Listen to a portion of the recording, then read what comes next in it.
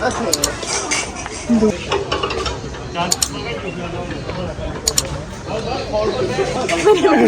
นี่ครับในตากล้องส่วนตัวตากล้องส่วนตัวอย่างนี้ครับก็เอาไฟล์จากเพื่อนไปทำก็บรรยายเอาความรู้สึกของเราจริงๆนะบรรยายได้อัธรส ความจำเยอะมากเลยครับ น้องรู้สึกยังไงครับ เหนื่อยค่ะ เหนื่อยไหมอะไรประทับใจอะไรมั้งครับประทับใจอะไรมั้งครับเป็นอะไรที่ประทับใจตัวเองมั้งครับ ประทับใจรถเขียวมากเลย รถเขียวมาก เขียวตก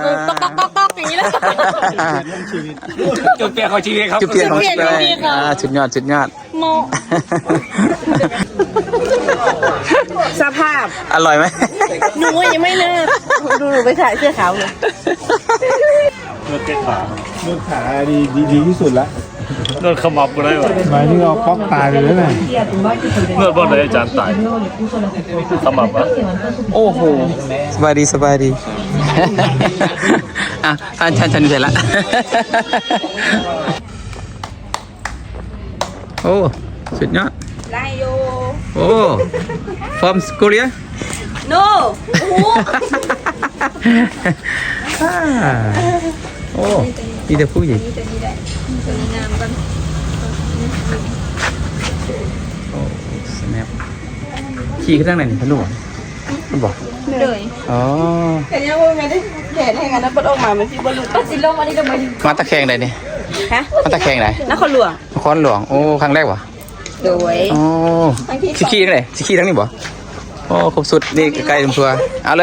ยถ่ายนักพัวให้ยืนสวยๆยอด เฮ้ยได้นี่ดูทานนี่เด้อไม่ได้กำนันนะ1 2 3 โอ้คือเว้ยโอ้สุดยอดเลยสุดยอดคัก เปลี่ยนเครื่องไปเอาเลยค่ะ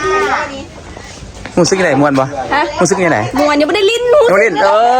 บ่รู้สึกตื่นเต้นบ่สิลิ้นก่อนสิลิ้นไงตื่นเต้นเนาะใส่ชุดแล้วโอเคฮะมันหลมอ้าวไอ้เพื่อนจะเตรียมไปขี่รถแบบนี้ลงมาเตรียมแล้วมันเตรียมแล้ว ไปเด้อแป๊บนึงอาทิตย์แป๊บพี่ส่งคลิปให้ดอก ให้ถ่ายได้ไหม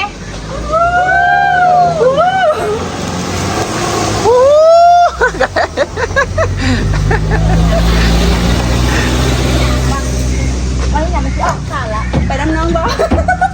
ยากไปอยู่ที่แล้วล่ะโอ้ยขี่บริณเนาะกบทีมนี่ อันนี้มันคือขาดปะ ไอ้เนี่ย ก็ค่อยทั้งที่ ตัวไหลตัวเนาะ บ่หลายเพิ่นมัดอยู่